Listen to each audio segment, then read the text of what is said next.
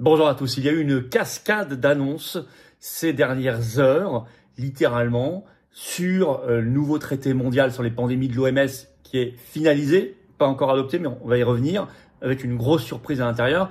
Et puis, en France, ces ballons d'essai de plus en plus fréquents qui montent sur, on a l'impression de revenir 4 ans en arrière, sur le fait qu'il faudrait plus rembourser les non-vaccinés, etc., des discriminations, la fin du principe d'universalité des soins, et notamment des attaques violentes contre les non-vaccinés, une radicalisation, hein, alors que on est vraiment aujourd'hui dans un mouvement inverse, où tout a démontré par les commissions d'enquête, les procès, des aveux de certains, les découvertes, c'est que il faut sortir absolument de cette affaire, au contraire. Mais nous allons y revenir en détail dans cette vidéo. Il faut être en alerte permanente. Et je vais vous le dire, hein, il faut sortir de l'OMS. Hein. Il faut que la France quitte l'OMS, comme les États-Unis, comme l'Argentine l'ont fait récemment, comme d'autres pays peuvent envisager de le faire. La pétition nationale, nous la lançons aujourd'hui pour la sortie de la France de l'OMS. Elle est directement maintenant en lien sous la vidéo en description. Vous pouvez dès maintenant la signer et la partager. Je vous invite à le faire en masse. Je vais vous expliquer tout ce qui se passe dans cette vidéo, même s'il y a aussi des choses qui vont dans le bon sens et qui sont intéressantes, qui montrent que ça sert à quelque chose de se battre. Vous allez voir. En tout cas, la pétition, elle est là. Alors, ce vendredi 18 avril à 19 h, on est en direct sur la chaîne, hein, sur cette chaîne. Soyez là. Je prendrai toutes vos questions sans tabou. Et on a beaucoup d'actualités en France et dans le monde à voir. Ramenez du monde. Ça va être un très gros direct sur cette chaîne ce vendredi 18 avril à 19 h. Le dimanche 27 avril, vous le savez, la manif nationale pour la paix. Très importante. Allez voir mes vidéos sur le sujet récemment. Rendez-vous à Paris dès 14 h, place du Palais Royal. Départ du cortège à 15 h. Le 30 avril au soir, je suis en meeting à Quimper. Entrée gratuite, ouvert à tous. C'est un mercredi à 19 h. Lien d'inscription pour Quimper le 30 avril sous la vidéo en description. Et samedi 3 mai, je suis l'après-midi à Lyon, en réunion publique, tout près de Lyon. Ouvert à tous, aussi gratuit. Lien d'inscription pour Lyon le 3 mai sous la vidéo en description également.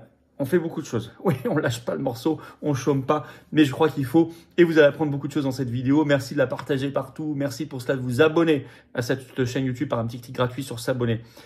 Oui, alors je vous le redis, il y a beaucoup d'invisibilisation en ce moment. De nouveau, plein de gens qui me disent « Ah, ça y est, j'ai été désabonné malgré moi. » Vérifiez, réabonnez-vous le cas échéant ou aidez cette chaîne par un abonnement, un petit clic gratuit à la chaîne. Surtout maintenant, parce qu'il faut lutter contre cette invisibilisation, cette censure qui est très pénible, qui revient régulièrement. Dès qu'on dérange beaucoup. Merci de vous abonner ou réabonner à la chaîne. Merci à vous. Et je vous attends aux patriotes. Vous savez, je disais, on chôme pas. C'est la marque de fabrique des patriotes, c'est qu'on est dans l'action concrète. Et ici, c'est le plus grand mouvement souverainiste et de résistance de France qui est dans l'action concrète. Et l'information, mais l'action aussi, et dans le rassemblement, il faut venir. J'ai besoin de vous. Nous sommes un mouvement indépendant qui n'a pas de soutien du système, évidemment, on est anti-système, et qui n'a pas un euro de financement public. Voilà. Et je ne peux faire qu'avec vous, nous ne pouvons faire qu'avec vous. C'est le moment, je crois, pour vous d'adhérer ou de réadhérer aux Patriotes. Pour le faire, vous pouvez le faire dès maintenant par le premier lien sous la vidéo en description. Vous pouvez également, si vous pouvez, faire un don au mouvement par le deuxième lien sous la vidéo en description. Ça permettra de financer nos actions, sinon on ne peut pas. Je rappelle que vous êtes dans un combat vital pour la France libre, nos libertés, la paix, la vérité, la justice, l'avenir, nos enfants, que vous êtes dans le plus grand mouvement souverainiste de France, dans l'action concrète, et que tout ça, en plus, toute adhésion dont est défiscalisée de vos impôts aux 2 tiers. Elle fait baisser massivement vos impôts. Profitez-en. Bienvenue. Les liens pour adhérer, réadhérer ou faire un don sont également sur les-patriotes.fr, notre site. Énorme bienvenue aux nouveaux adhérents patriotes. Bravo aux réadhérents et aux donateurs du fond du cœur. C'est ensemble qu'on y arrivera. On a tous besoin les uns des autres. On y va. Allez, d'abord, on va voir ce traité mondial sur les pandémies de l'OMS. Alors, c'est un projet lancé en plein Covid. Ils avaient surfé sur le Covid. Ça avait été lancé en décembre 2021. On en a parlé régulièrement sur cette chaîne. Et on a du nouveau. Et pas qu'un peu. Dépêche AFP ce 16 avril. Le titre, l'OMS trouve un accord sur la préparation et la lutte contre les pandémies à venir. Je vous lis un petit extrait de cette dépêche AFP.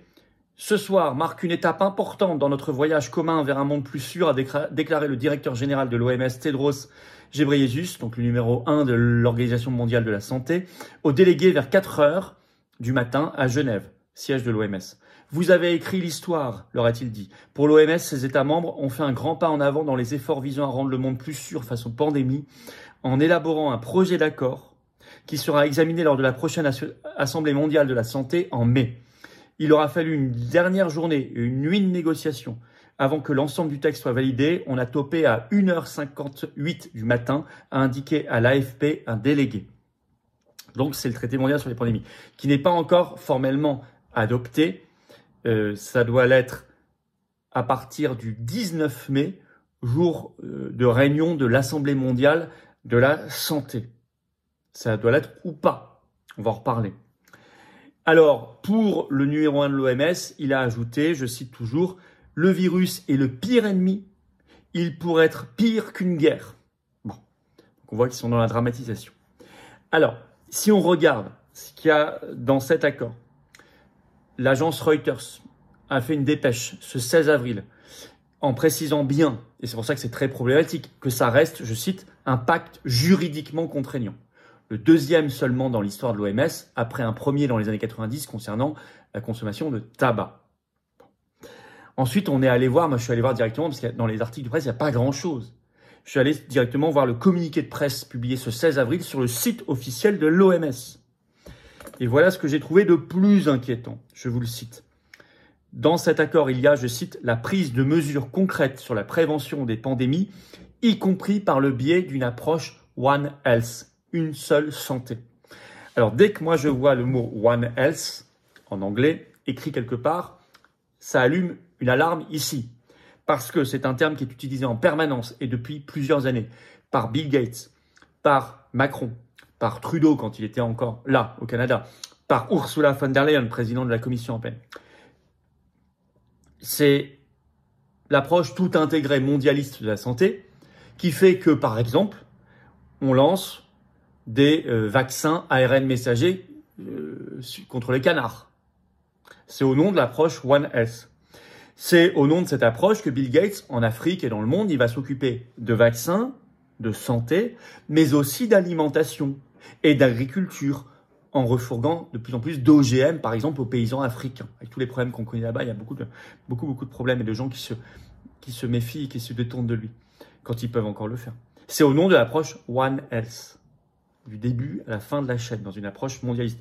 C'est au nom de cette approche qu'on va intégrer les transports dans cette affaire et qu'on va créer un système de pass sanitaire, pass vaccinal, crédit social, vous avez compris. Donc ça, c'est au-delà du fait que c'est juridiquement contraignant, l'approche One Health qui est mise en avant dans ce traité est très inquiétante et donc on ne peut pas l'accepter. Mais, de toute façon, on ne peut pas accepter le principe de l'OMS, on va y revenir dans un instant. Mais ce qui est très intéressant et qui montre que l'OMS est quand même sacrément affaiblie, notamment depuis le 20 janvier dernier, le départ, grâce à Trump, des États-Unis, suivi du départ de l'Argentine. Et vous le savez que un des alliés de Meloni en Italie, donc Salvini qui dirige la Ligue, a déposé une proposition de loi il y a quelques semaines pour que l'Italie également quitte l'OMS. Pour l'instant sans succès, mais ça je vous l'avais dit, c'est Meloni qui bloque. Mais Salvini, donc il y a quand même le débat, a fait monter le débat sur la sortie de l'Italie de l'OMS. Donc l'OMS est quand même très affaiblie. Financièrement également, ils ont dû licencier pas mal de gens. Et ils ont ajouté, et c'est sur le site de l'OMS, pour la première fois ce paragraphe quand même très explicite. Écoutez-le, il est dans le projet d'accord. Je cite, « La proposition affirme la souveraineté des pays pour traiter les questions de santé publique à l'intérieur de leurs frontières et prévoit que rien dans le projet d'accord ne doit être interprété comme donnant à l'OMS le pouvoir d'ordonner, de modifier ou de prescrire des lois ou des politiques nationales ou d'ordonner aux États de prendre des mesures spécifiques telles que l'interdiction ou l'acceptation de voyageurs, d'imposer des obligations de vaccination, des mesures de test ou des mesures thérapeutiques ou de mettre en œuvre des confinements. » Ils ont écrit en toutes lettres pour la première fois ce 16 avril ça dans l'accord. Et ça, c'est évidemment le signe que l'OMS est affaiblie, qu'elle doit éviter que d'autres pays la quittent, donc elle donne des gages. Et c'est le fruit du travail des résistants dont nous sommes. Je vous rappelle que moi-même, j'étais avec Myriam Palomba, avec Jean-Frédéric Poisson, le 1er juin 2024 au pied du siège de l'OMS à Genève pour la manif mondiale contre l'OMS et ce traité, et que nous étions les seuls Français invités à y prendre la parole, ce qu'on avait fait d'ailleurs. Donc, résister, ça paye toujours, la preuve. Mais il faut continuer. L'Assemblée mondiale de la santé, c'est pas avant le 19 mai. D'ici là, il faut faire savoir ça partout. Il faut faire pression pour qu'il ne soit pas adopté. Et surtout, il faut faire monter, continuer de faire monter, parce qu'il monte, ce débat sur la sortie de l'OMS. La pétition nationale pour que la France quitte l'OMS maintenant est en lien sous la vidéo en description. Là, vous pouvez la signer, la relayer dès maintenant. N'oubliez pas.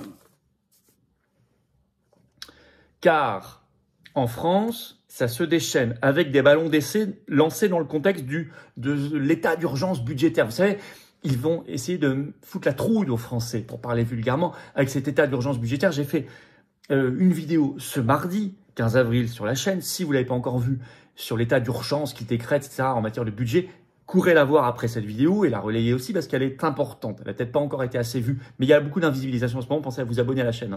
Petit clic gratuit sur s'abonner pour lutter contre la censure et l'invisibilisation. C'est très très important si vous pouvez le faire. Mais en tout cas, cette vidéo expliquait comment ils essayaient de manipuler l'opinion publique par la peur. Et notamment, dans le contexte d'état d'urgence budgétaire, ils viennent de lancer des ballons d'essai.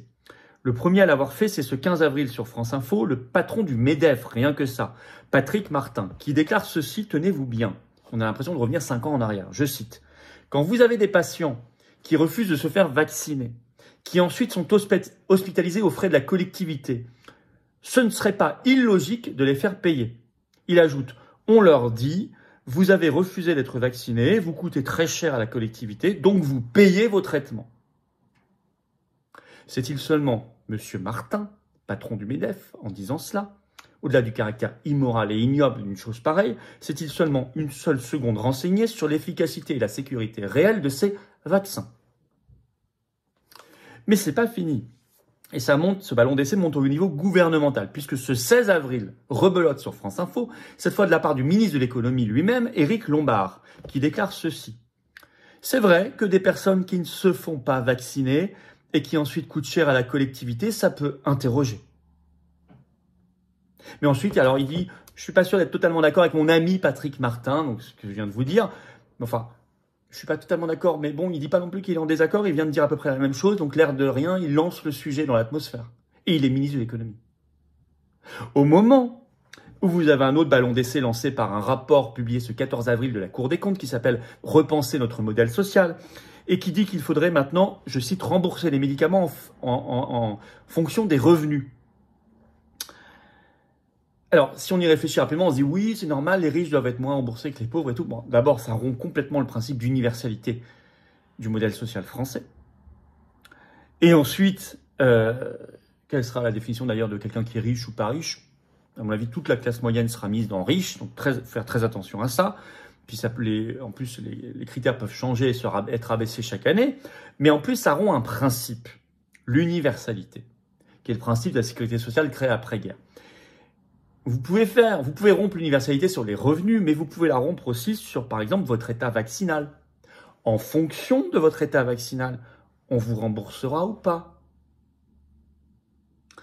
Ce que viennent de dire, l'air de rien, je suis désolé, Patrick Martin et Éric Lombard. Et donc, ce qui revient de fait à créer une obligation vaccinale. Vous voyez, il faut toujours décrypter et aller au fond des choses dans les ballons d'essai. Voilà, en quelques heures, entre l'OMS et cette affaire. Alors l'OMS, même s'il y a un paragraphe très positif qui a été ajouté, mais parce qu'ils sont en grande difficulté, parce que la résistance fait son boulot et on en fait partie avec vous, et tant mieux, il faut continuer. Mais on doit être en vigilance totale, ne pas les lâcher. Agir, ça paye toujours. Résister, ça paye toujours. Alors, quand moi j'entends Éric Lombard dire cela, mes députés d'opposition, la PS, RN, vous allez vous réveiller pour voter dès maintenant une motion de censure et renverser ce gouvernement indigne. Vous allez vous réveiller et voter la motion de censure. On en parlera parce que c'est en train de progresser. Mais il faut continuer à faire pression. Motion de censure, bien sûr, face à ces propos ignobles.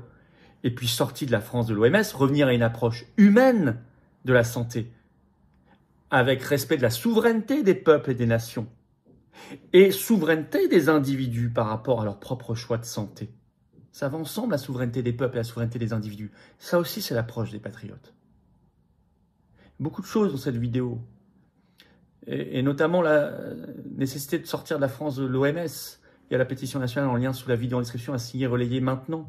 Merci de partager cette vidéo. Petit clic gratuit sur s'abonner à la chaîne va aider beaucoup. Pour vous, c'est juste un clic, un dixième de seconde gratuit. Ça aide énormément, surtout en ce moment. Stratégie de censure, des désinscriptions en masse de gens qui sont désinscrits malgré eux. Réabonnez-vous, vérifiez. Abonnez-vous si vous n'êtes pas encore abonné. Merci beaucoup, vous aiderez beaucoup à une meilleure diffusion des vidéos. Vraiment, vraiment, vraiment. Vous le savez, ce vendredi 18 avril à 19h, on est en direct sur cette chaîne. Très gros direct, soyez là. Je prends toutes vos questions que je découvrirai en direct sans tabou, sans langue de bois. Et puis dimanche 27 avril, la grande manif nationale pour la paix, ça va être énorme. Ils ont mis 100 000 personnes dans les rues à Rome, les Italiens, on va faire au moins aussi bien. Rendez-vous à Paris, dimanche 27 avril, rendez-vous dès 14h, place du Palais Royal, départ du cortège à 15h. Organisez du covoiturage, venez de partout. 30 avril, je suis en réunion publique à Quimper, lien d'inscription sous la vidéo en description. Et 3 mai à Lyon, lien d'inscription sous la vidéo en description. Également, pensez à vous inscrire, c'est ouvert à tous, c'est gratuit, entrée gratuite bien sûr. Je vous attends, patriotes. Vous partagez nos combats, vous aimez ce que je fais, ce que nous faisons ensemble partout en France, en métropole, outre-mer et même à l'étranger. C'est bien, c'est super, vous partagez, c'est peut-être le moment de venir. Tout bouge, 2025 est l'année, chamboule tout. Tout bouge, c'est l'année où il faut agir. Vous pouvez adhérer ou réadhérer aux Patriotes dès maintenant et je vous attends. Et on se bat ensemble et on doit se battre ensemble.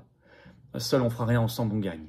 Pour adhérer ou réadhérer aux Patriotes dès maintenant, c'est le premier lien sous la vidéo en description. Ce lien est également en commentaire épinglé, une petite fiche sur l'écran maintenant et dans quelques secondes, un lien sur l'écran. Bienvenue.